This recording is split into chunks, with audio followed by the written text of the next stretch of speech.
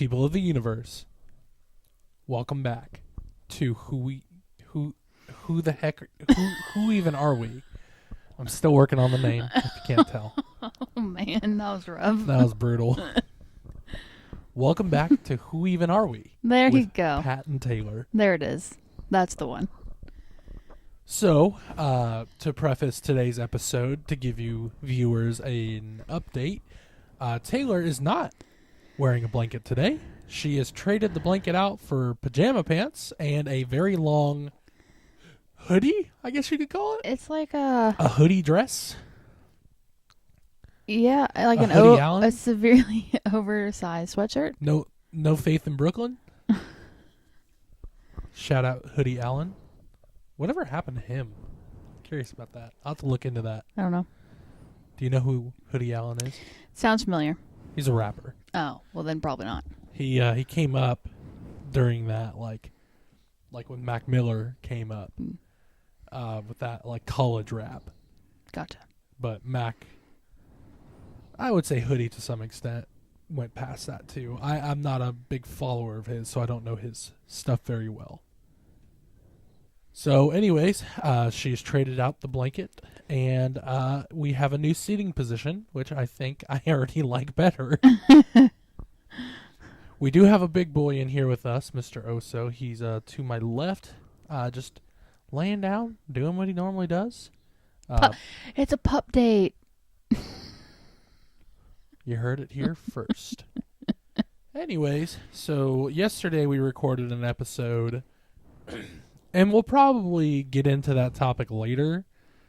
But we talked about hobbies yesterday, and basically we got like halfway through what we intended to do and realized, wow, hobbies are difficult as adults. And then we talked about music for 45 straight minutes. Yeah, our episode got hijacked by music. So, in lieu of that episode, we have decided to can it, and we're going to just do a podcast about music because we have talked about it a lot throughout the 5 episodes of the show that we've recorded up to this point, and figured it's probably time that we go ahead and, I think 5. She's looking at me funny. So your microphone is rainbow, which is really pretty, but I didn't so it was going in a circle. Yeah. I just and turned it caught off. me off guard. She also has aggressive ADHD, just like me. So we're perfect for I'm each not other. diagnosed. I mean, our therapist has hinted at it and said it might be worth getting tested, so I think that's enough. As a lifelong person who has had ADHD literally their whole life, you got it, kid.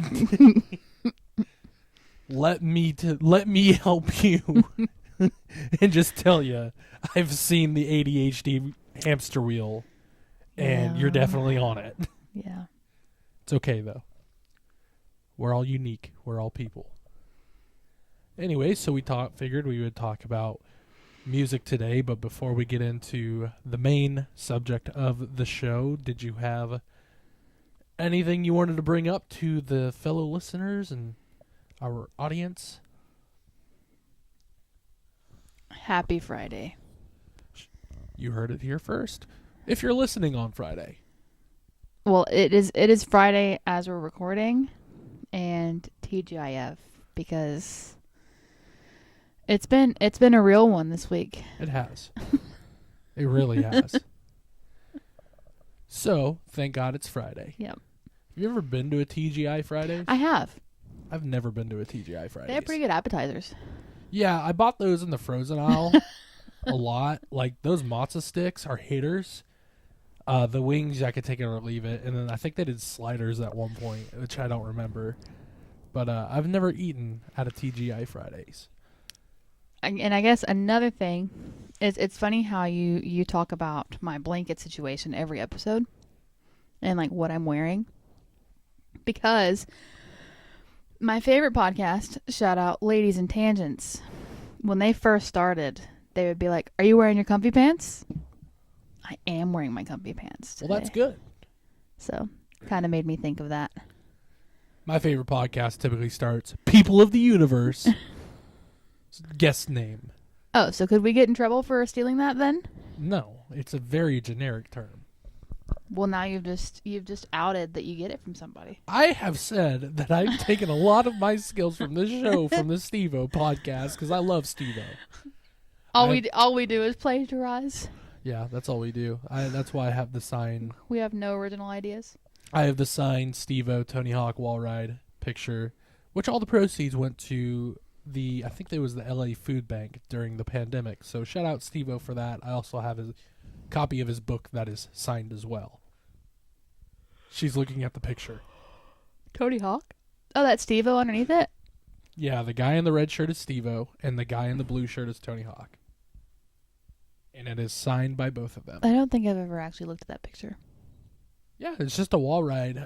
Tony and Steve are they've been friends for years and years, of course, through Jackass and all that. And they decided to team up together on that one and do it for charity. So, I think it was like $40, but worth it to me. I mean, goes to helping people out, and I get a really cool thing to put in my office. Nice. So shout out Steve-O. Shout out Tony Hawk too, because that's like one celebrity that never had a fall off moment. He's always been pretty even keeled, and I respect that. Plus, I played the shit out of his video games growing up. Yeah. Still do. I have the remastered Tony Hawk Pro Skater on my Xbox, and it is fun. So we're going to talk music today. We kind of got into it a lot yesterday. So some of this is probably going to be like deja vu for us. But not for you. But not for you. So... Because we're scrapping that whole episode, right? Yeah, okay. I've already deleted it. Okay. It's gone. Mm. We'll do another episode where we talk about hobbies later on down the line. Once we figure out what our hobbies actually are. Yeah.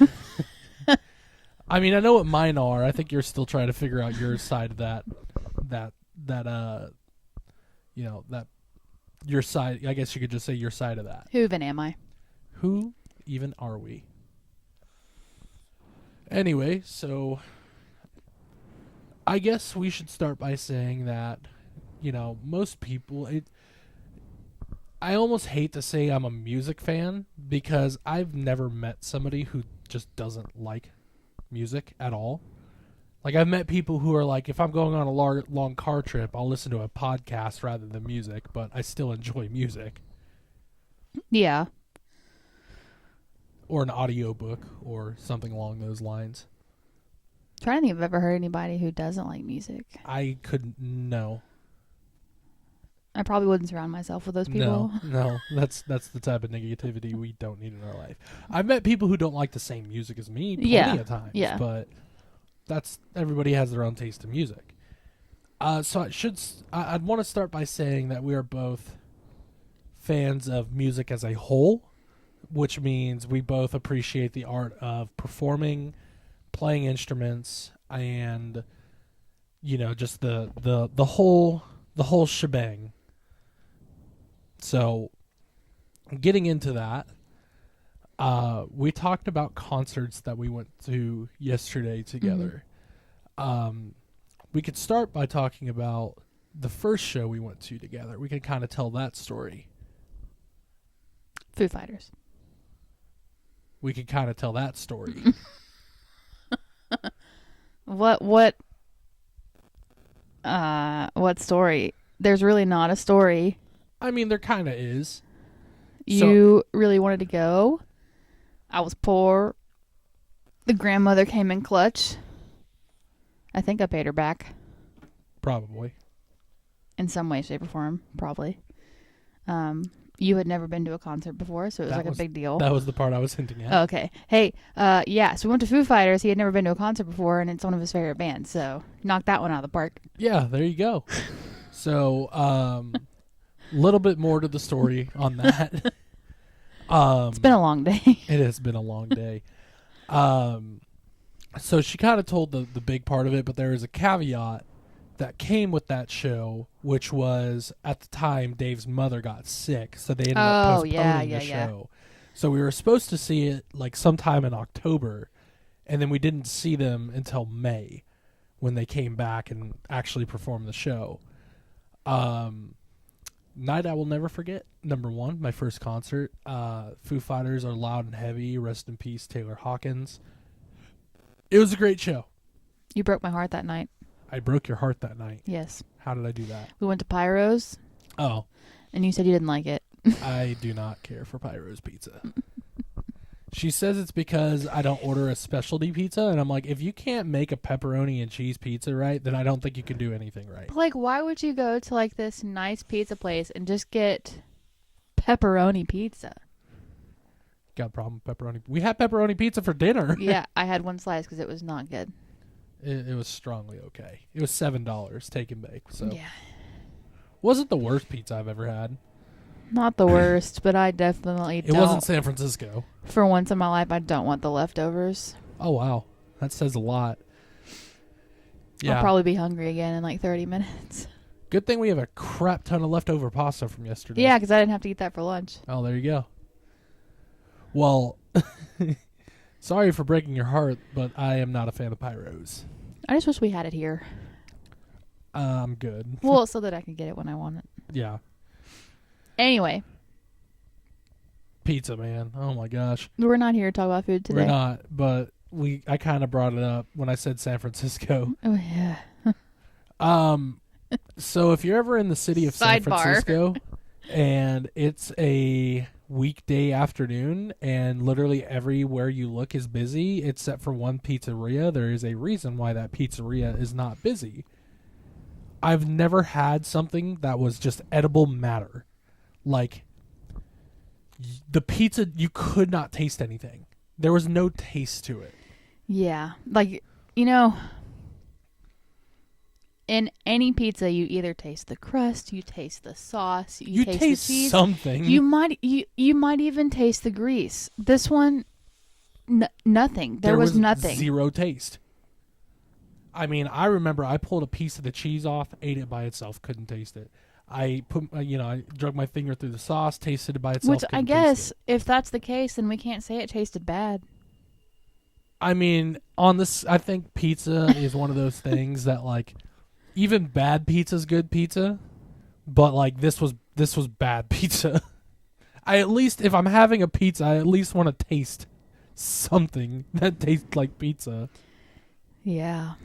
So, if you're ever in the city of San Francisco on a weekday afternoon and there's a pizzeria that is not busy while everything else around it is, there is a reason why that pizzeria is not busy. We're talking lunchtime. We're talking the yuppies have come out for lunch. Yeah. Yeah, that was we should have stood in the long ass line at In-N-Out at that point. Fun day in the city though. We did get Trish's mini donuts, and those are absolutely phenomenal. If you're ever on Pier 39, Trish's mini donuts, highly recommend. But anyways, going back to the show, talking about the Foo Fighters show. So that was my first concert. And what a hell of an introduction to concerts too. They put on a great show. The opening band, I remember telling Taylor, like, I am not going to listen to this opener because they are awful. Mm-hmm. And then we went there and they were like halfway through their set and actually kind of kicked ass. Yeah. And now I like them. The Struts. The Struts. Shout out to the Struts. You have won me over, guys. Your music is fantastic. Speaking of the Struts, I think that's a fun little segue into like their style and like our styles of music, like what we like to listen to, because we've hinted at it in previous episodes, but we never really delve into it. To me, the Struts remind me of like your classic, British invasion band. So like a beat, like they have the feel of the Beatles with the Love and the Flowers and all of that. But then you get some of that classic, like, the Who type stuff where, it's rock and roll and just down and dirty what it's supposed to be. But I definitely think that the singer, I think his name is Luke. Luke from the Struts has a set of pipes on him. Yeah. So I guess we should talk about our taste in music because, like everybody, we have acquired taste. We do. And we have differing tastes for sure. So I'll let you go first. Let's let them have it. So, I today was trying because I knew we were talking about this. So I was trying to brush up on like what because you don't think about it like what you listen to. You just listen to it. I do. Well, okay, whatever. I'm a nerd though. Yeah, you've got a lot of knowledge of the things that you listen to. Yeah. I just listen to it. You're just a I'm an follower. enjoyer. Yeah. Not in a bad sense of the word. Before we get into this, though, I was thinking today, and I'm curious what your answer is going to be. When you listen to a song for the first time, what are you immediately listening to? It's a good question. Do you know what I mean by that? Like what catches my attention? Yes. So typically I would say it's the chorus or the verse. So the words. There's typically a line in there that resonates and then locks me in and I hear everything else. Okay. And so I am a sucker for good lyrics. And it can also be it really depends on what I'm listening to too, because it could be like, you know, a kick-ass guitar part where it's like, wow, like this guy is shredding. I want to check this out. Yeah. I'm a bass head. Not bass guitar. No. Well, No. kind of. Well, if it has bass. So if a song just starts playing on the radio or playlist or whatever, the first thing that's going to catch me is going to be The bass line. the bass, yeah, or the beat or whatever. So then the next time I go through, I'll actually I should probably listen to the Pay words, attention to it. you know, and then you just kind of go from there where you get deeper into it and you're like, oh, what's this little doodad happening over here? And then it's fun to listen to the song like that you just discovered over and over again, to listen for the nuances of the song. Right. You know, there's so many songs like that out there. A song that I have some knowledge on that's going to drive you. For those who don't know, I think we've mentioned this. I do play music. I play the guitar and the bass. So when I'm listening to music now, especially like I mentioned earlier, if there's like a really rad guitar solo, I'll get into it. But the factoid I was going to just throw in there is that the drums for Smells Like Teen Spirit, Dave has publicly said that he was ripping off disco, 70s disco. And if you listen to the song and listen to old disco, like, you'll hear it. And I'm like, that's crazy. Like, that is something that influenced him a lot. And he brought that to a grunge song. So it's just cool how the genres can play together like that. Yeah. So you're into the bass. Yes. What was the original question before I got you off? What On do a I listen tangent. to? What do you listen to first when you hear a song for the first time? Well, that's what I asked you. Yeah. What did you ask me before I went on that little... Did you just ask me, like, what I listen to in general? Yes. Okay. Working out the kinks here, folks. Yeah.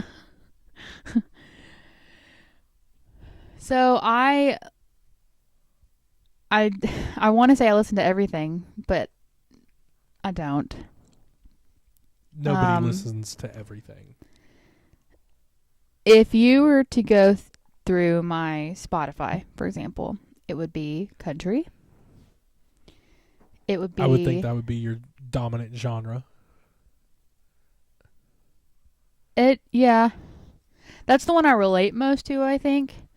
And I think it goes with the hobby that I was talking about yesterday, but being outside, a lot of country songs are about being outside. So I relate most to it. Driving your big truck and Yeah. you know, I've essentially made it my life. picking up the prettiest girl at the party. Yeehaw. I also enjoy country music. I don't know why I'm talking shit. So there's country, there's pop. Definitely a fan of the pop. Yeah. There's a little bit of rock.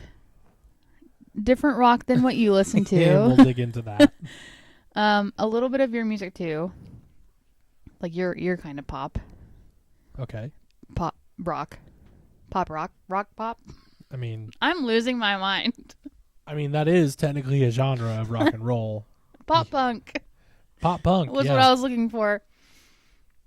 But being a bass head, I also have dubstep. She is one of the few people that I know that still regularly turns on like Skrillex. Not Skrillex. I have moved on from them. Oh wow. But dubstep. 2012 called. Acapella. Those are two hard turns. Oh my gosh. Yeah, I'll get in the car sometimes with her. Like I'll jump in the truck with her and she'll be listening to like an acapella of something and I'm just like, like I can appreciate good vocals, but like I can't just sit there and listen to an acapella. Like a full acapella. I don't listen to it, I sing it. So that makes a difference. You're not just sitting there listening to it, you're also contributing. Like, you're like the fifth singer in the band. I love harmonizing, which also drives you crazy. Me insane. There's a particular song that she loves to do I do it on purpose because you hate it. And it's Feeling This by Blink-182. I'm not creating anything that's not already there. One of your singers is literally singing it, and that's where I got it from. I mean, there is a harmony in that yes. song. Do you know what the harmony says? That's a trick question. Yes, not the one that you're trying to feed me into, but there's like 4 harmonies in that song. In Feeling This? Yes. Okay. Well, I'm asking toward the end. Yeah, I don't sing that one because I don't know. They're not speaking words. They are. Why? Yes, I heard you yesterday singing it. So Tom says, "Are we alone? Do you feel it?" And Mark says, "So lost in this delusion." So he goes, "Are we alone? Do you feel it? So lost in this delusion." I like how my voice cracked halfway through that. It was beautiful. Yeah. Sign me up right now. Win a Grammy. I think one that surprises you currently that I listen to.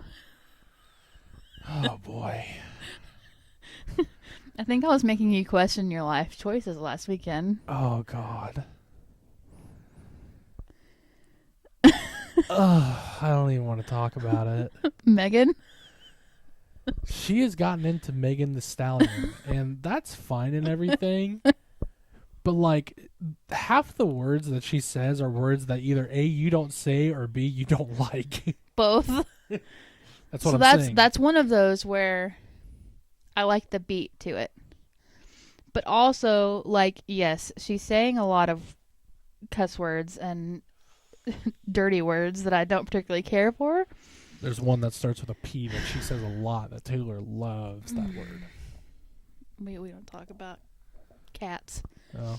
Well, I wasn't going to hint to what the P word was. Well, there's a lot of P words, so I was trying to give them some kind of clue. P is for pastrami. P is for pathu. But she actually has, like, she has an empowering vibe to her, and I don't know what it is. So we're sitting in the truck, and I'm like, and I got to hear, "I'm a bad bitch, but I got bad anxiety." And I'm just like, bro, we've listened to this song 4 times already. I love that song so much. God help us all.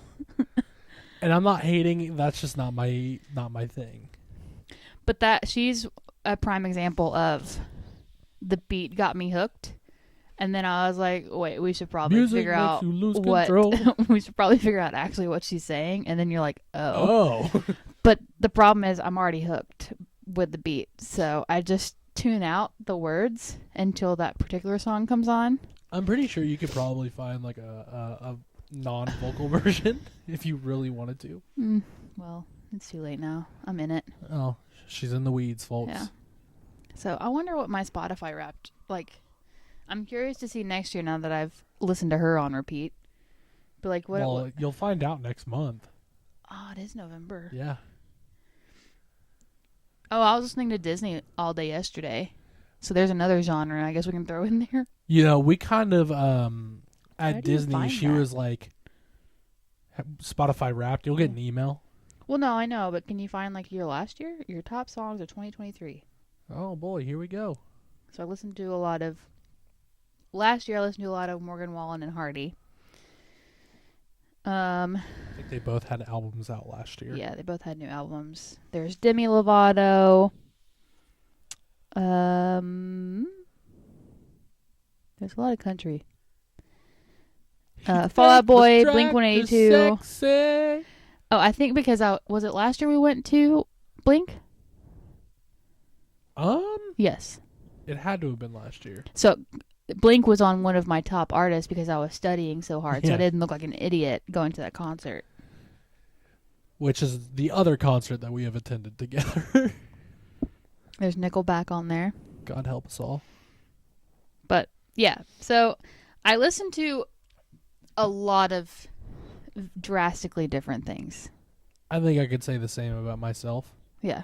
For me personally, she mentioned that I'm a big fan of pop punk. Mm-hmm.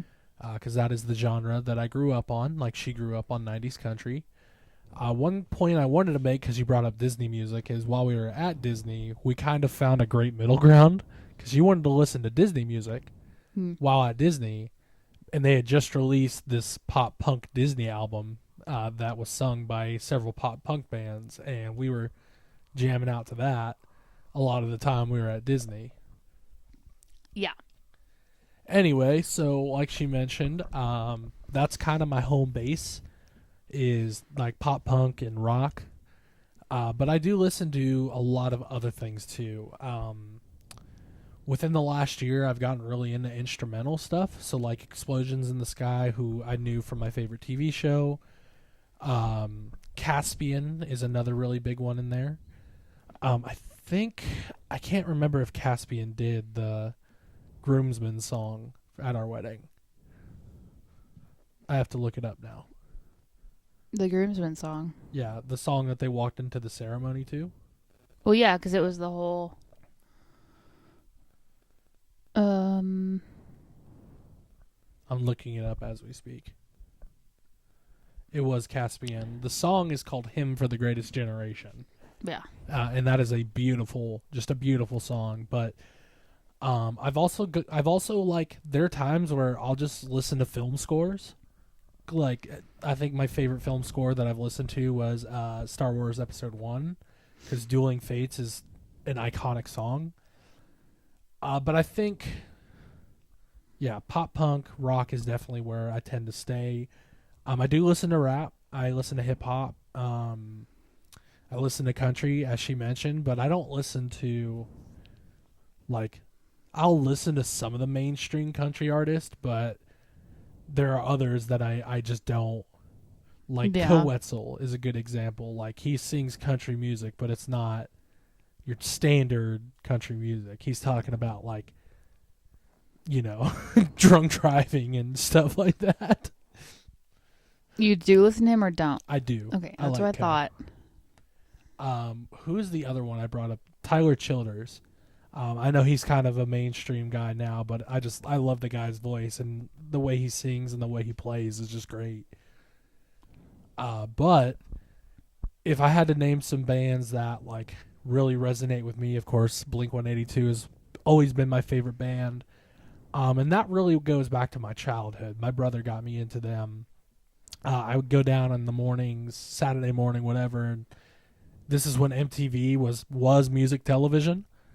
Still, it was kind of toward the end of that era. So I go down and he's listening to like Blink 182 on MTV, or Good Charlotte, or Green Day, or Newfound Glory, or Simple Plan, or bands like that. Sum 41. So Yeah. that's always where I found my home in music. And then of course, growing up and getting older, I've branched out a lot. Yeah, I guess, like, to put it in your words, like, country is my home base, and that's just because, like, driving with the windows down, passing all of these farming fields, like, what they're talking about in the song is literally what's happening around me. That was your life. That was my life. Where I was skateboarding. We tend to, like, we gravitate to what we relate to, and at the time you still do, but you related to pop punk. Absolutely still do. One of the many things me and my brother talk about constantly is our love for that era of music, because of course he grew up in that. Grew up in that time frame. I don't know why that just turned on. Okay, I thought I was seeing things. That was weird. My sound bar is hung up on the wall, and the light just blinked All of a sudden, on. there was a light next to me. And the remote's definitely not in her chair. Or Todd? Yeah, it was Todd. For those of you who may not remember, Todd is a skeleton in my closet. He's a great guy. He'll do your taxes. Anyways, we'll still talk about those days a lot. I saw a Todd riding a motorcycle today. Hell yeah. And then we got Tiny Todd on the speaker over here. He's over here trying to give you the bones. But no, like she said, we grew up in two different parts of the country. Therefore, we grew up listening to different things on our parents' radio. My favorite music genre is the one that gets made fun of. Like, people hate it the most. People hate on country music so much. Yeah, but I think it's like the stereotype of the South thing. Well, yeah. It's I like think that backwards Rascal Flatts song where you get your house back, you get your wife back, you get your car back. Because all country songs are about losing your wife, losing your house, having a drinking problem. Yeah. I mean, if we had to go through a synopsis about what country songs are about, alcohol, relationships, trucks, America. Yeah. Those are like sugar, spice, everything nice. Pop punk. Everything sucks and the world is sad. To some extent. So we talked about it yesterday a little bit in the now deleted episode, but the ethos, I think, of pop punk is Depression. no. Anger. No. The ethos of pop punk is the feeling like you're an outcast. Oh, yeah. And feeling that you don't fit in with the rest of the crowd. And I think that's why I gravitated toward it so strongly, is because growing up, that's how I felt. I felt I probably had my fair share of identity crises and trying to fit in a town where, you know, it's a bubble and you just don't. And so that's where I found comfort, was listening to, you know, riding the bus or skating home from school and listening to like Blink or Newfound Glory or a band like that, Reliant K. There's another one, Yellow Card. There's so many that I could throw out there that just really spoke with me. And then you had like your other bands like Red Hot Chili Peppers, who aren't pop punk, that I love to death, and Incubus and Linkin Park. And it reminds me of that Christmas present. We talked about it in one of our episodes where you gave me like we'll call it the affirmations jar. And I remember so vividly you saying, like, I tried looking through the lyrics of your favorite songs for some, but it was really hard because a lot of them were depressing. Yeah. And that's kind of another theme of the punk genre, is very fast, upbeat music with very somber lyrics. The song sounds so happy, and then that's okay. Because I'm somebody who listens to the beat first. I'm sitting here like, this is a great song, everything's awesome. And then I listen to the lyrics, I'm like, these people are so sad and angry.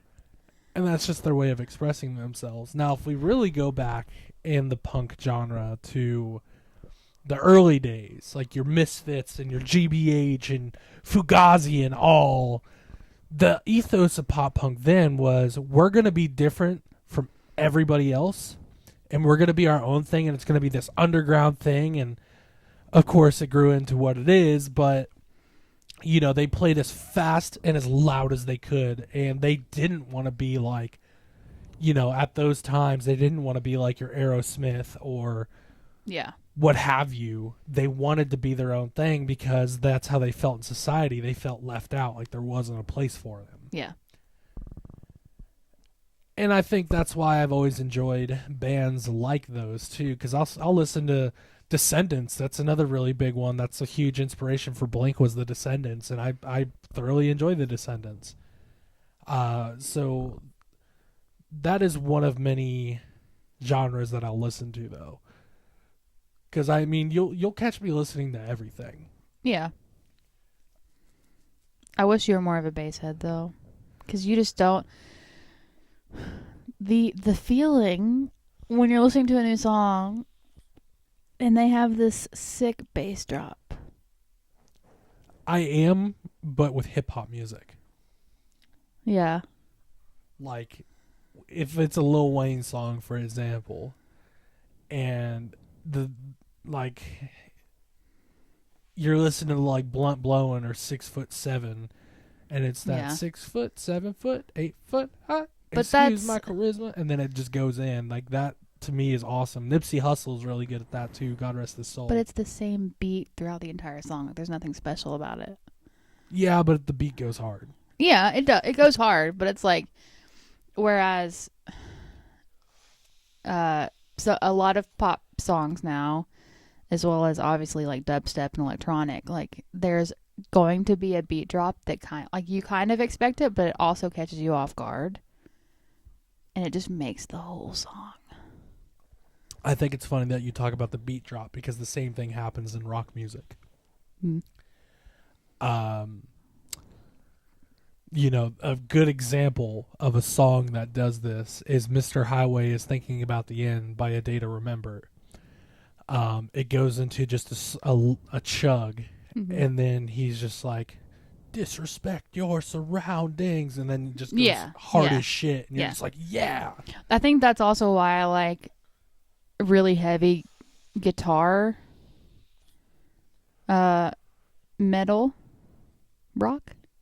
I don't know what that is. She's talking about like almost thrash metal. Yeah. So like Metallica or, my opinion, Motley Crue. Because it has that vibe to it too, where it's not necessarily a beat drop, but it's like a sudden change in the musicality tempo of it. and Yeah. the count and Yeah. the way they play it, which brings me into another band that you recently discovered and got into. Yeah. And I can picture it, but it's gone. The name of it. The album is Take Me Back to Eden. I'm seeing if you can get it. I know the band, of course. What do you do at night? Sleep Token. There you go. I was like, what? It is gone. So, Sleep Token is a band that an old coworker of mine, who's also a musician, got me into, and I listened to "Take Me Back to Eden," their most recent record, and loved it, and have listened to it in the car with her, and she just didn't click. It didn't click with me. And then I'm scrolling through your favorite app, TikTok, and it's somehow all of a sudden all over my TikTok. And I'm like, yo, this band is really good. And he's like, yeah, I know. But that's what's kind of cool with TikTok is, I'm late to the party, but it's introducing me to things that I wouldn't have paid attention to otherwise. And then you go and listen to the entire record of Take Me Back to Eden and realize it is a freaking masterpiece. Well, it was funny because I didn't recognize the name Sleep Token, but I recognized Take Me Back to Eden. And I think that's when I Snapchatted you, and I was like, Don't you like this band? Is this one of your bands? And I was like, yeah. Is that the one that we actually listened to when we were painting the shutters? Did we listen to Sleep Token? I feel like I remember typing in Take Me Back to Eden. Maybe. Because we painted the shutters early as shit, and you were like, let's bring out the stereo. And I'm like, bro, it's like 7:30 in the morning. It was like 8. It was time. We could have music. Either way, great album, great record. And I brought this point up yesterday in the now lost episode, as we'll call it. The thing that got me with Sleep Token is it reminded me a lot of Coheed and Cambria. Mm-hmm. And talk about a guy with a set of vocals, Claudio Sanchez. Just, oh my God, that guy can sing. I saw him do a cover of Somebody That I Used to Know by Gaiote, and he just kills it. He does both parts and just destroys it. But I think that's a part of music too that I really enjoy, is music that is storytelling like that. Yeah. For those who don't know, another music fact. For those who don't know, Coheed and Cambria's lead vocalist, as I mentioned, Claudio Sanchez, is also a graphic novelist. And the songs that they write for Coheed directly correlate with events that happen in his graphic novel, the Amory Wars. So like, it all ties together, and I'm like, that's really cool, and that's something that Angels and Airwaves does a lot too. They combine that music element with theater and just drama and movies, and they made it an experience. And I think that's just so cool how they can tie all of that into each other. Yeah. There was a band that you brought up yesterday that I'm glad you brought up. I don't know if I'm just gonna ask. I guess, do you listen to Greta Van Fleet actively, or is it just one of those, if it pops on, you might let it play? Not out? actively. I'll randomly think about it and how good his voice is, and I'll be like, why am I not listening to them? Jared And so Kiska. I'll listen to it for a little bit, but then I move on. It's so crazy how much hate that band gets because everyone's like, they're ripping off Led Zeppelin, and I'm like, Robert Plant compliments the guy, God rest his soul too, but that was their style. They're from Detroit, and when I think about Detroit, I think about a city with blue collar people who work hard, and that's how they get down. I've never personally been to Detroit, so I don't want to be like saying too much about it, but I can say they have great music, and their pizza style is by far one of my favorites. Get you a Detroit style pizza. Shout out Little Caesars. Yeah. So when you were in the car as a kid, what were you listening to on the radio? So I think that plays a lot into our eventual music taste as well. So there's barely any left. I mean, you can have it if you want it. I was going to take a sip of her He's going to Sprite. steal my Sprite, and I had already drank it all. All that's left is my spit. Delicious. It depended. What a fail. He missed the trash can. Don't sign him up for basketball. He's tall, but he doesn't have the hoops. I'm not tall enough to play basketball, though. Either way, it depends. My mom was very much so. She would bounce between country and pop. Interesting. My dad was Metallica, Beastie Boys, I don't know what it was considered back in the day, but like electronic, I guess. Not necessarily dubstep, but heavy bass. Yeah, so that would be so back in the 80s they would have like actual bass CDs for bass competitions. Mm-hmm. That's what Dad listened to. Interesting. Yeah. I didn't know bass competition was a thing until I moved to the South. Yeah. It's big. Yeah. That is why I am the way that I am. Not that we didn't go to any or compete at any, but Dad had several CDs that we would listen to. He's like, how many ohms can I push out of this thing? Yeah. Every vehicle of ours had subs. I need to get one for There my were truck. subs in our living room. We made sure that like when I got surround sound in my bedroom, it had a good bass. Like it is. I can truly tell you, when we would get up on Sunday mornings, this will be ingrained in my head forever. We'd get up to get ready for church. I'd be in the shower, and I could tell you what song my mom was listening to because I knew what the beat was. Because they had a massive subwoofer in their bedroom, and you know how close like the bedroom and my bathroom was. Yeah. So she'd have that thing cranked up, and I'm like, it's a Blake Shelton kind of day because that's this song. But if we were like at the house, it was Mom mostly had control over the music. She had the aux. Yeah, and it was country. It was Bon Jovi. It was like hair bands and stuff too. Oh, like your Poison and your Scorpion. Yeah, my mom was a country fiend. I I ingrained don't know in why my that's mind. surprising for me. Ingrained into my mind is my mom singing "Strawberry Wine 17."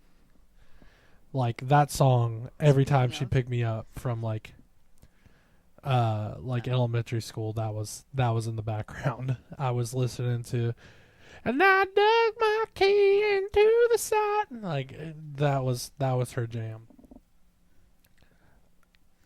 Yeah. I part of me feels like my parents listened to country just because I would sing it. They also like to kind of like challenge me too. They would flip from radio station to radio station, and they were like, where?" I'm not gonna say I was terrible in school, but like had way more knowledge than I needed to with song lyrics than I did anything else.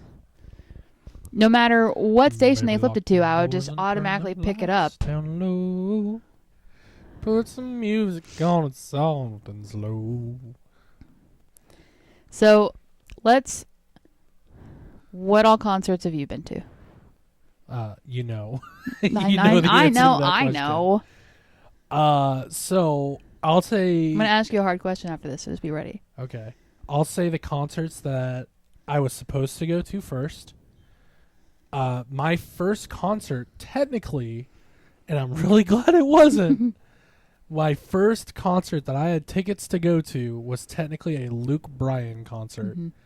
And then an earthquake happened. My sister's house that she was renting got damaged, and Luke Bryan didn't happen. Thank God. Highly Suspect is another band I was supposed to see, but was not able to see. Which I could have gone to that show, but I chose not to. Kind of regret it because I like Highly Suspect a lot. And then the last one you know about was supposed to be our second concert together, and that was the Red Hot Chili Peppers. Mm-hmm. And still bummed that we missed that show. But it's okay. Concerts I've been to. Do you want me to include the opening acts or... No. Good, because one of them I could not tell you the opening act. So obviously Foo Fighters. Mm-hmm. I have been to Tool. Mm-hmm. And I have been to Blink-182. Okay. Best to... I don't want to say worst, because I think you liked all of them. But favorite to least favorite? Yeah, sure. If Blink's not number one, I'm going to be shocked. You were fangirling hardcore. So, for bands that I really, really enjoy, Blink would be number one, followed by Foo Fighters and Tool. Mm-hmm. I love all of them. But from production standpoint, like what actually happened at the show, Tool is number one. Their laser lights and everything that they do, Yeah. their graphics, just everything, they put on a great show. The Foos didn't really have any... They had lasers. They had lasers, but they didn't have like crazy production. Yeah. Blink had solid production. They did a lot of pyro. They did They had like blow ups and stuff. They had blow ups. They shot confetti at the end. They had, so I don't want to say film, but they had like stuff playing in the background. One cool moment from the Foo Fighters show, just talking about it, is when they played The Sky as a Neighborhood, they shut off all the house lights, and everybody turned on the flashlight on their cell phone. We could see the Foos, which was cool. But as far as fangirling goes, definitely Blink. There are only 2 times in our relationship where I've seen you that happy. It was Blink, and it was when you were running to see the Millennium Falcon. 2 things I've always wanted to see. I was not running. Yeah, well, I was trying to was keep up with you. Very fast speed walking. Yeah, Blink was just... It's an experience that I had wanted to live for a long time. And I remember shortly before the Blink announced everything, I had won a giveaway for $100 like Ticketmaster voucher. And I almost bought tickets for us to go see Bert Kreischer, which I'd still love to see him. But and then I had him in the cart, and I was about to check out, and I was like, you know what? I'm gonna sit on this for a little bit. And then I think it was like 3 weeks later, Blink announced they were getting back together and going on tour. And soon, funny story about buying those tickets. I was at work. I worked in a call center from home. I was on the phone with a customer buying those tickets. I'm like, I'm sorry, buddy. I was like, I'm sorry, my system's going slow. And I was sitting there checking out on Ticketmaster. Refresh. Yeah. We were supposed to see Blink this year, too. Not me and you, but me and my brother. My brother, he was bummed that I didn't take him to the first one, and I bought tickets, and then I had to have a procedure done, so I sold the tickets, unfortunately. But yeah, Blink was a great show. That was a great night. Foo Fighters was an awesome show. The reason why I put Tool last is because when I saw them, I didn't know them that well. Yeah. I got to know them a lot better after seeing them live. Yeah. But I knew my brother was a fan of them, and I wanted to do something cool for Christmas, so I got him the tickets. So I would 100%. Oh, I'll tell that story, too, about the Tool concert. There was a guy, me and my brother are sitting up there in nosebleeds at the FedEx Forum, and this guy comes up, and he goes, "These are the motherfuckers we're going to war with." And I'm sitting there like, oh, shit. And he introduces himself, and he was just the nicest guy. His name is Clay. He owns a barbecue place in Tupelo, Mississippi. I don't know if it's still around, but it's called Chop, Clay's House of Pig. This was in 2020. This is how memorable this guy was. And so we're sitting at the show, and he's talking with us, just a cool guy. Unfortunately, like 2 years later, I think it was, 2.5 years later, I'm scrolling Facebook, and there's the Jeep Club that we were in at the time. They were like, hey, we're going to do a memorial ride for a friend of mine down in Tupelo. He owns Clay's House of Pig. And I was like, no way. Found out that Clay had passed away. And, this was during the pandemic. So I immediately texted my brother and sent him a screenshot. And he's like, no, not Clay. Not the guy we're supposed to go to war for. Yeah, no. He told us he was going to feed us. He's like, you come down to Tupelo, I'll feed y'all. It's like, sounds like a plan. That guy was a Tool nut, though. He had gone to the Atlanta show 2 days before. He was from Tupelo. Mm-hmm. Gone to the Atlanta show 2 nights before. Was at the Memphis show, and then was going to go to the New Orleans show. That was the next day. Wild. So you talk about a fan, just like that man has dropped some money just to that see. man. First of all, Tool is an expensive band to go see because they're a Grammy-winning band, and so. The tickets I bought for my brother and I to go see Tool were $250 for nosebleeds. Together? Yeah, all together. I spent more on Blink when we went and saw them. I believe it. Yeah. But you got to remember, this was the reunion tour. Tom was just announced back in the band. It was Nashville. It was Nashville. Yeah. That show was so much fun. But, oh my God, was that a long day. Yeah. We went and sat outside Bridgestone like 2 hours before doors. Well, it's just so hard to tell how crazy it's going to be trying to get in. On Broadway. Yeah, and then with Blink being such a big band, and then like it being their reunion tour. The last show on the reunion tour, yeah, too. So it was like we didn't know what to expect, and we were like, might as well walk down there and see what's happening. And then we realized that we were there way too early. Doors and then were we not also happening for a realized long once time. we were finally at our seats that they had 2 openers that were going to take 4 hours.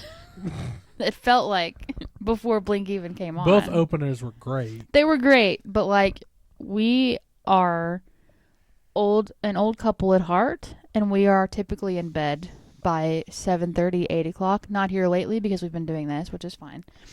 But it was 9:30 Central Time before Blink even stepped on the stage. And we're in the Eastern time zone, so it was already 10:30 for us. So we got home from the show around 1 a.m. Well, we went to a hotel. We went to the We got a hotel. around 1 a.m. and we got a hotel right off Broadway, so we didn't have to pay for parking. Yeah. We went to bed at like 1 a.m., woke up the next morning at like 7 or 8 a.m. and drove back. Yeah. So that makes me tired just thinking about it. that was a long day and a long couple hours. And we're only a couple hours from Nashville, so it wasn't like a terrible drive, but yeah. No, that was I think the thing that bummed me out the most was, being a bigger guy, most merch does not fit me. Yeah. And all I wanted was a concert poster. And they weren't selling them outside. They said they were selling them inside the venue. We get inside the venue. We go to the first place we see. We split up to try it. Yeah. Find them. Let's go check. We went to the first one we saw. They're like, they're over there. So I went over there. Oh, no, they're not here. Okay. And then I go to the third or fourth table at this point, and I saw they had them. And there was a limit of one per person. The lady in front of me bought 4 and bought them out. Yeah. And I was like, thanks. That is all I wanted from this show. See, you said you were fine with it. I was livid. I was ready to start beating people up and paying people for them because, like, my man is going to get his poster because it's his favorite band. It was a bummer to not get one, but I even looked afterwards online. Then they were reselling for $300, and they were like $45 at the show. Yeah. That was frustrating. Just for... Save the posters for the fluffy folks who can't have actual merch. I mean, I could have gotten a hat or a keychain or something too, but like, I really just wanted the poster just to be like, yeah, I finally did it. This is the band I wanted to see for the last 26 years. And so Blink, if you're listening, anything, I think at this point, if it came directly from you, he'd take it. You could send me a video saying, hey, Pat, thanks for coming to the show. And I would save it and back it up and be like, yo, this is the coolest thing ever. You know how we get this to them, right? We take a TikTok right now of you saying all these things, and then we post it. Tom, I want to give you a hug. Stuff happen. Mark, I want to give you a hug. Travis, I don't think you're much of a hugger, but I'll shake your hand if you would allow me to. We can shake drumsticks. Either way. No, that was kind of a bummer, but it was to be... I don't want to say it was to be expected. They could have done a better job organizing it. Well, and we weren't even that far. Like we were like number 3 in line at doors. So I can't imagine the people that came in later. Yeah. Was there any merch at all left? Yeah, I mean that was crazy. And I remember at the Tool show, they were selling a signed drum head from Adam Jones, their drummer. Mm-hmm. Not Adam Jones, that's their guitarist. What is their drummer's name? I can't think of their drummer's name right now, but he's super tall and he's a very talented drummer. They were selling a drum head that he signed. And oh my god, Danny Carey, that's his name. Danny Carey signed drum head. They were selling it for like $1,000 at the show, and I was like, that's another thing that ticks me off. The price of things. The price of going to a concert is absolutely absurd. Now that I understand it, it makes a lot more sense nowadays because we don't buy CDs. I mean, records are kind of coming back, but they're not making money off of physical stuff anymore. It's all streaming, and they get pennies for streaming. Get pennies for streaming. So, unfortunately, they're having to charge a lot for just the concert because they're also being ripped off at the concert by these dumb ticket companies.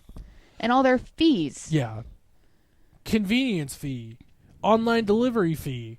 Like you're gonna make me pay, so you'll email me. Why do I need to pay you $30 extra so you can email me my tickets? Yeah. I don't even get to keep a stub. I remember Trevor and I going to the Jason Aldean concert at the Lander Center.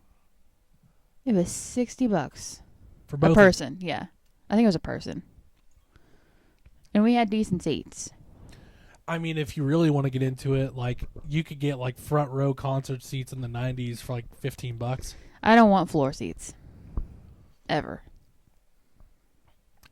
Well, if I ever won floor seats, we're going. Well, yeah, I mean, if they're free, I'll go. But yeah. to me, floor isn't worth it. Why is GA so expensive? General admission. What is that? The floor seats. General admission, the floor seats at Blink were like $500 a pop. And you can't see anything. You're standing Because right in it's going to be front. my luck that a 6'3" man is going to be standing right in front of me and I can't see anyway. Well, if we had general admission at Blink, we would have run to the front of the friggin'. And see, I don't want that either. I want to be face to face. Especially I not want Mark Hoppus' sweat to land on me. personally. Not really, but If I ever got floor seats, I would want to make sure it is for an artist that I actually know, because I don't want to be standing there around all these people who are like fangirling and screaming, and I'm sitting here like, likely drunk. this is a good song, but can't sing along with you because I don't know. That's the worst. I think the other crappy part about the Blink show, if there was another crappy part, was just the seating Space. space. We had to stand and like be Like at a 45-degree angle yeah. to not run into the person next to us. Yeah. I mean, the show was sold out, so If you sat down, it'd be fine. People could see, but everyone in front of you was standing. everybody in front of you standing, so then you have to stand. And then the girl that was, I felt bad for her. She was right next to me, and she was short. So I was like trying to get out of her way because she was clearly a fan. She was singing in my ear, and I'm sitting here like, well, a bit. Yeah, she was like, everything has fallen to pieces. I worked 6 months to buy these tickets. And another 6 to afford all the fees. My favorite concert was Jason Aldean. I wasn't there. You were not there.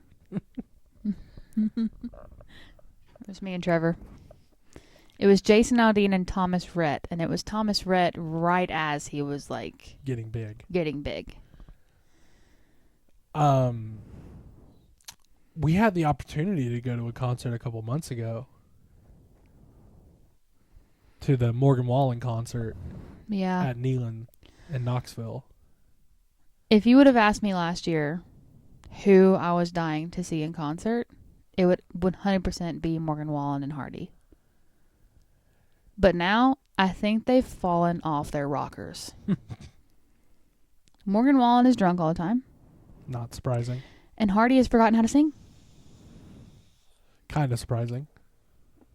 Like, I love your songs, I love you, man, but what are you doing? And that's the thing with country music is like there's a lot of, I'm going to use the term politics in country music. Not necessarily like they're political people, but like it's such a weird part of the industry because it's like, how do you describe it? Like any time a country music star does something, it's like a crazy reaction. Like, oh, they're not even country. It's like, whatever. Oh, yeah. Like, how dare they write a song about working out in the fields when they're a celebrity? And it's like, well, they weren't born celebrities. No, they He probably did work in a field at some point. I mean, they probably had parents who worked 9 to 5 and came home Just, and I hate. just had to make ends meet. Just because they're not now doesn't mean they never did. And that's why the country I listen to is like Co Wetzel and like I keep forgetting his name. Tyler Childers. I really like Tyler's voice. Yeah. He's got a good tone and you feel his music. I also like his lyrics a lot.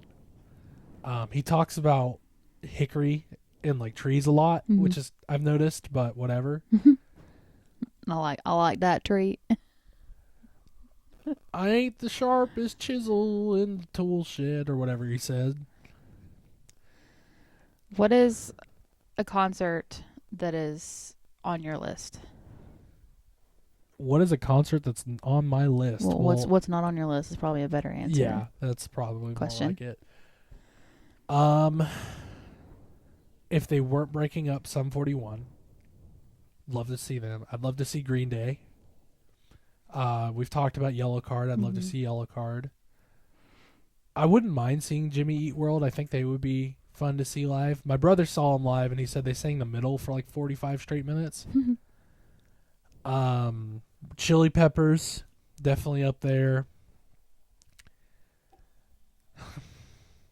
We talked about Greta yesterday. That would be a fun show to go to.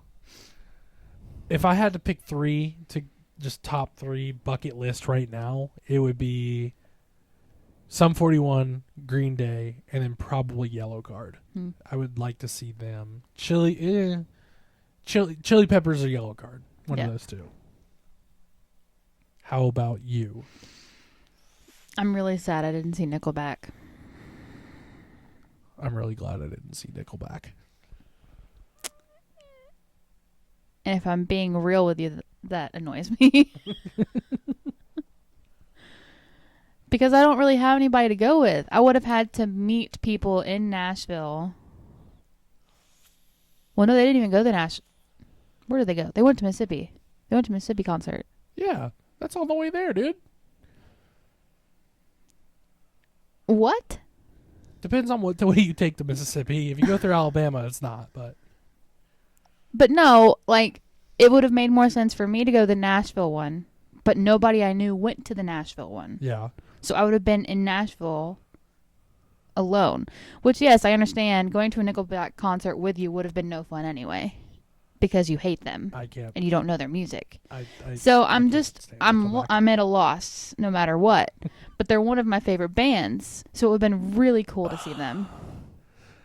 And then knowing that at the flippin' Nashville show, 3 more of my favorite artists came on stage. I want to fight somebody. How about that? What was I gonna say?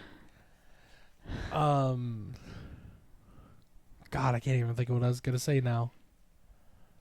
It's probably dumb. Either way. How about we talk about an artist that has taken the world by storm that you've also listened to more and more recently? Can't stand him.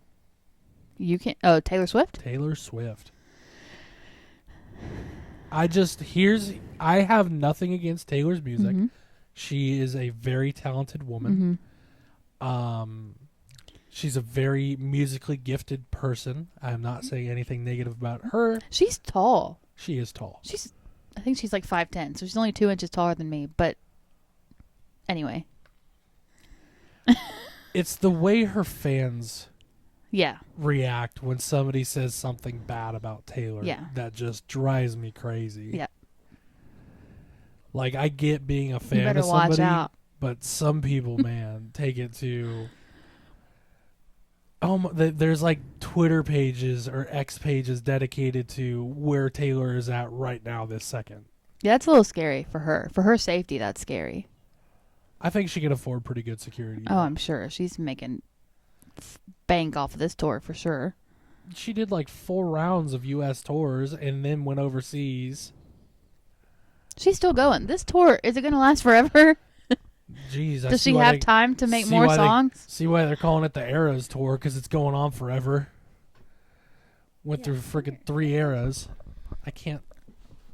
Well, readjusting. I can't move when you're. Okay. Little readjusting break. We both want a footrest, so here we are. Okay.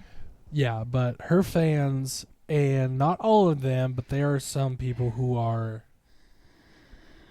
Oh my gosh.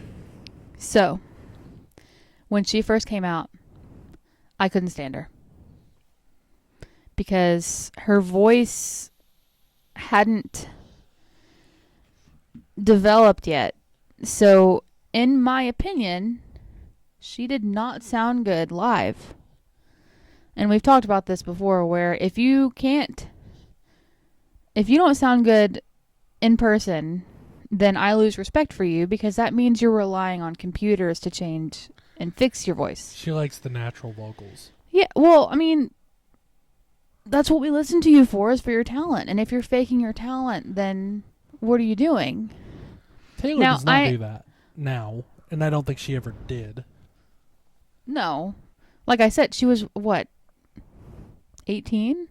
Young. She was really young. So, like, her voice hadn't fully developed yet, and she was still learning, and like we've said before, I can't imagine getting up in front of that many people and trying to sing. I'd probably sound terrible too. So, like, I probably shouldn't be judging so harsh. But at the time, I didn't understand how she was getting so big. Yes, I understood that she's an excellent songwriter. I've never doubted that about her. I've always given her credit for that. But I just couldn't stand her voice. Now that she has gotten, I'm assuming she's probably had some kind of vocal training, or she has like a vocal coach or whatever. She's grown into her voice, and I think she's found her niche. Country was not her niche, it seemed like. So now I'm like, oh, okay. But what has gotten me recently is she's added bass. I'll never forget my mom talking about Taylor Swift at like a family barbecue and being like, she won't go crazy because she was Southern raised. I mean, she hasn't gone crazy. Yeah. You can't. Here's the thing about here's just another caveat about Taylor Swift is the ticket prices. Yeah. Like, I've heard she's tried to battle that. I don't think it's her. I wasn't gonna say it's all her, but like the resale on tickets. Like, Oh, yeah. there have been people who have taken out second mortgages on their home to go to her show. Yeah. TikTok has also, like, that's what's kind of opened me up to her a little bit, seeing her concerts and how she, like, treats people at her concerts. Like, she'll be in the middle of a song and be like, hey, somebody over here needs help. And then she continues singing. Which is great, but like, I'll never forget seeing a post where this dad, something happened with their tickets. I don't know what. He went and spent $23,000 on replacements. And it's like, I'm sorry, kiddo. I'm not buying a car to go spend 3 hours watching somebody sing a song. Yeah. Her concerts do look amazing. Oh, I'm sure she puts on a great show. They look amazing. But it's stuff like that. It's like $23,000 for some tickets. So I'm definitely not a Swiftie. Thank But God. I do like some of her songs now. God help us. I've always had respect for her. She just wasn't my thing. Yeah, the whole thing with Taylor for me, like I mentioned, is just like her, like not all of her fans, but some of her fans are just like, they're hardcore. Oh my gosh, if she sneezes on an airplane, people are worried, and it's just like, y'all, she's a person. Yeah. So it's like she's like modern day Beatlemania. That's I think a she's fair like comparison. Elvis, but for women. Like, well, you think about the Beatles in the 50s when they were blowing up, like Beatlemania and Beatlemaniacs, like it was a huge thing, and that's the most modern equivalent to that. Again, not hating on her as a artist or a performer or anything like that. It's just, people are allowed to not like somebody, like their music, but for people to get attacked over it is a little ridiculous. yeah. And I've seen that a lot on social media. Like, you don't know anything about Taylor Swift. You don't know what she's been through. And I was like, neither do you. Neither do you. You're not in her personal life. I don't think Taylor Swift has a whole lot to worry about right now. It's almost like in the MLB with Shohei Ohtani. Great baseball player. But that freaking graphic during the World Series in the playoffs where they're like, Ohtani's up to bat in 3 at-bats. It's like, who the hell cares? They didn't do that in the World Series. They did it during the regular season. Mm. And it's just like, really? He wasn't even really the star of the show during the series. No, but he also has a shoulder injury. Yeah.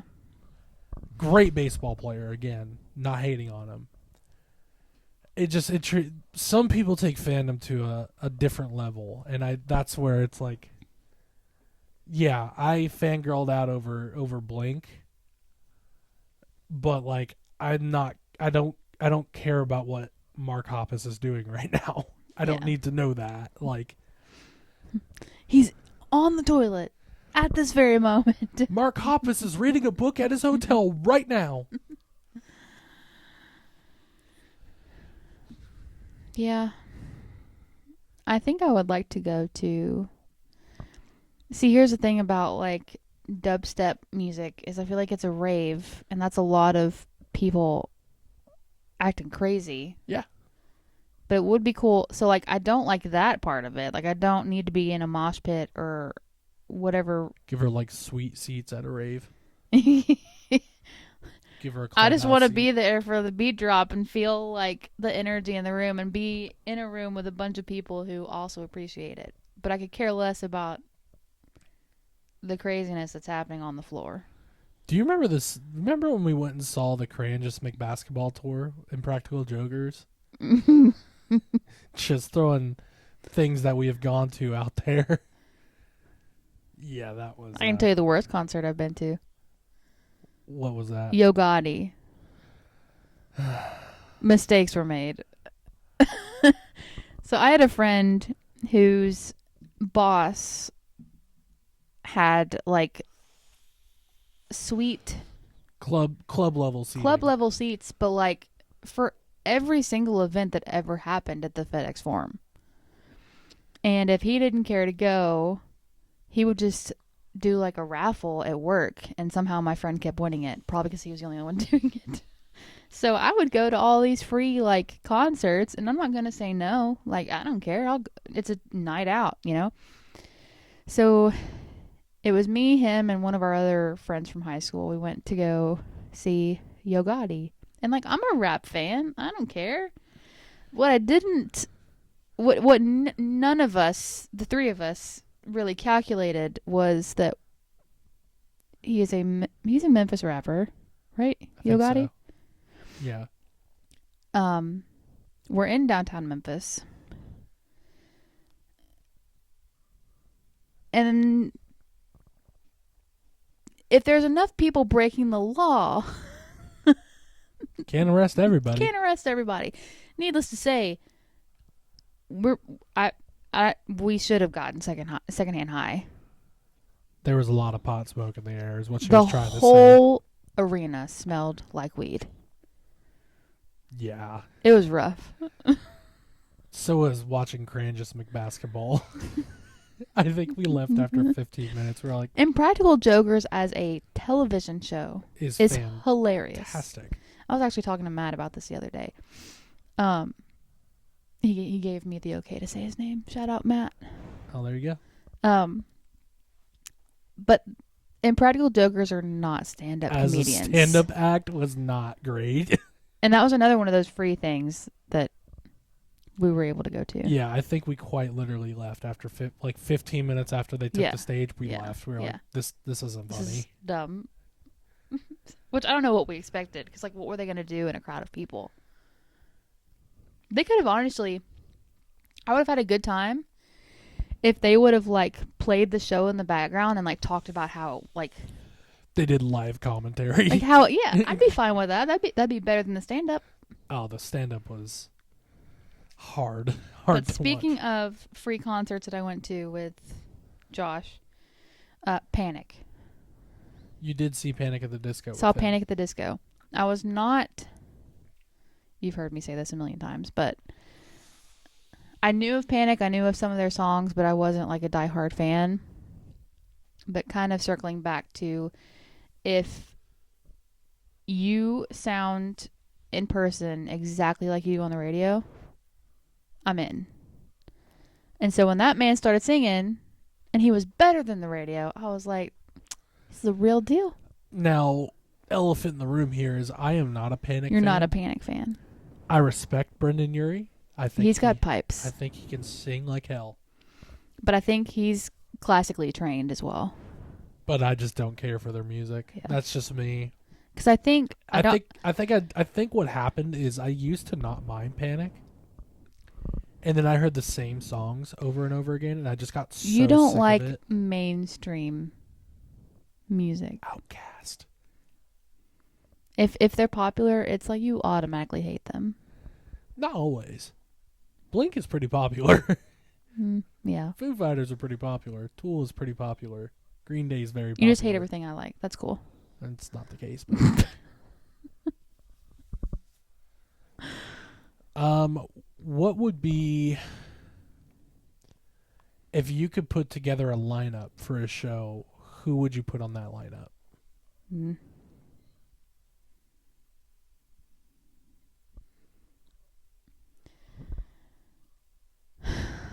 I asked her a thinker. So there is really nothing in today's music that I would die to see. I'm saying like all artists all time. So like if singers didn't pass away or bands didn't break up.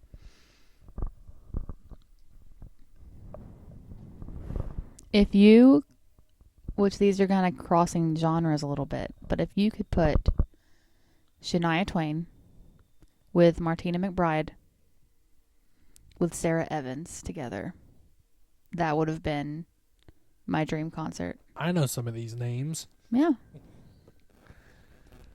For me, I would have loved the opportunity to see Nirvana. Mm. Even though that was something Kurt never wanted the spotlight. He never wanted Nirvana to be as big as they ended up being. Yeah. Which I think Isn't is that why how he it goes? struggled. But I would love to see Nirvana. I would love to see Linkin Park with Chester. And quick story about Linkin Park. They were playing on my birthday one year. And I wanted to go so bad. And my sister somehow got tickets and she had a spare. And Danny, if you're listening by chance, I don't hold this over your head. It is what it is. It's okay. And I may not remember the story correctly either. But if I remember correctly, she said something like, if you don't irritate me, I'll take you. And then something happened and day of the show comes around and I'm like, so am I going? She's like, no, I'm bringing my other friend. And then they left. And at That's the time, so heartbreaking. and then that was what it was. And, several years later, Chester unfortunately took his own life. So never got the opportunity to see Linkin Park. Yeah. Now with Emily, it'll be different, but I would not mind seeing them because I am a big fan of Mike Shinoda. See, nowadays there's a lot of artists that I like, but not enough to I really want to see them in concert. I'm talking about bands that are super old. Yeah. Sleep Token would be a fun show. Yeah. Coheed would be a fun show. But I don't think they ever toured in our area, so I didn't really miss it. It's nobody's fault. But if I could have seen, I actually have seen Sarah Evans. She was my first concert, technically, with Brad Paisley. But Shania Twain would have been killer back in the day. Awesome tour gets announced. No dates near you. Which the city we live in. It happens all the time. They're either going to Atlanta or they're going to Nashville. Yeah. And every once in a while, Huntsville. Yeah. So. We just gotta hit them when they go to Memphis. We'll just make an excuse to go home. Yeah. Going to concerts at the Lander Center is honestly the best. It's cheaper, way less traffic. It's so much. The seats are better. 15 minutes from my mom's house. Yeah. I've been to quite a few concerts. I have not. I've only been to 3. Because I've also been to Snowden Grove during their summer series. concerts. Would you ever go to a festival? It depends on what it was. Right near us is Bonnaroo, so we'll say Bonnaroo.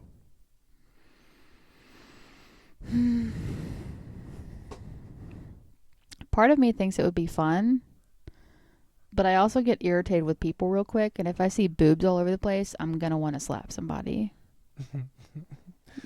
When you say I get irritated with people immediately, I just thought of strollers. I don't get along with drunk people. I don't know. In theory, it sounds fun, but I know deep down I would hate it. They're also so stupid expensive now. Yeah. And I probably don't. So, like, I don't understand really how festivals work because you have different days. So, do you get tickets for only specific days? Depends on the festival. Because what sucks is, like, looking at, like, Bonnaroo stuff. Like, I like one artist on every single day. So do you suffer and watch the other artists that you don't know? Yeah, that you don't really care to see, or do you have to buy tickets for 4 different days to see the people that you actually want to see? They usually sell single day passes too. Most of the big ones do. I know, like, Memphis in May, you could buy a weekend pass. So like Memphis in May, they do single days as well. Bonnaroo probably does. Bottle Rock and Napa Valley does. I'm sure Austin City Limits does. I'm trying to think of big music festivals. What's that one in San Francisco? That's pretty big. Outside Lands. Something I've always actually wanted to go to is like a CMA award show or a CMT. I can only imagine the Yeah. cost. But in my head, like, you're guaranteed to see all of my favorite artists At some point. at some point. They might not be singing, but like they're in the building. Yeah, those award shows I'm sure are not cheap to go to. And can you imagine downtown Nashville? At the Grand Ole Opry? No. It's not at the Grand Ole Opry? I don't think it's big enough. I'm pretty sure it's at Bridgestone. Maybe. They have like outside stages, so there's probably like an outside stage on Broadway somewhere, one over here, and then you have like the main. Broadway during CMA Fest. Oh Yeah. my god. Broadway on a normal Saturday is a shit show. Can you tell we're not people? We're good. No, even the Blink show, we saw Blink on a Saturday on Broadway and it was just packed. I'm trying to look up where the CMAs are held. She will have the answer momentarily. If you tell me Nashville, I'm going to scream. Bridgestone Arena. Okay. That makes sense. The next one is on November 20th. How often are they doing the CMA? I think it's once a year. Hey, just so you know, they have a bag policy limit. Wow. You're telling me I can't bring my suitcase in here? Shall we look up how much tickets are? Oh boy. Accept all. I can only imagine. Buy tickets. Sold out. No, I don't know. Accept.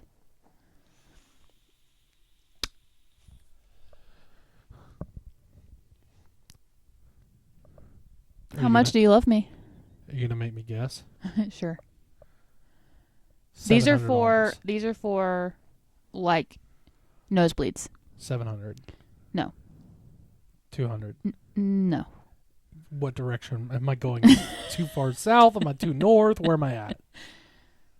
A little bit. It's more than 200. Okay. 300. Closer. 350. Too far. 325.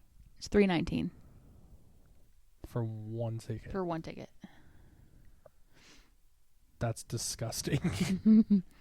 It's not as bad as I thought it was going to be. What are these down here? Those are nosebleeds. Let me guess. General admission. No, so this is for like you have the floor, then you have the Lower box. the lower seats. That was quite a jump. I can't see it from this angle, so I don't know. And we went from 300 to 1,100 for a single seat. Where are the celebrities sitting? Where are their seats at? Nowhere near where you'll be sitting. Oh, it just told me for 2 tickets, subtotal $2,000. That's 2 payments on our house. Yeah. For what, 3-4 hours? For our 50th wedding anniversary, let's go to a CMA award. You got time to save. Oh You got 50 years. If they're even still doing it then. That's true. That would be over 100 years. This is the 58th this year. Oh, wow. Yeah. So in 42 years, we'll be That would probably well be into our 70s. I would much so prefer that over a festival. And that's just because I know, like I said, I'm almost guaranteed to know those artists that are singing. Well, Warped Tour is coming back. It's sold out. Yeah. And they haven't even put out a lineup yet. So, Godspeed. He's going to come out with a 90s tour. Bring back Warped Tour fully. It was only dead for like 5 years. I love how people on TikTok were like, we don't have the kind of shoes for this. Vans needs to come out with a more comfy shoe. Yeah, Vans. We need Vans geriatric, thank you. We need some Dr. Scholl's built into those already. Yep. But it's a topic we can continue forward on. I think we've talked a lot about it on it today. Any closing items? Any walk-on items?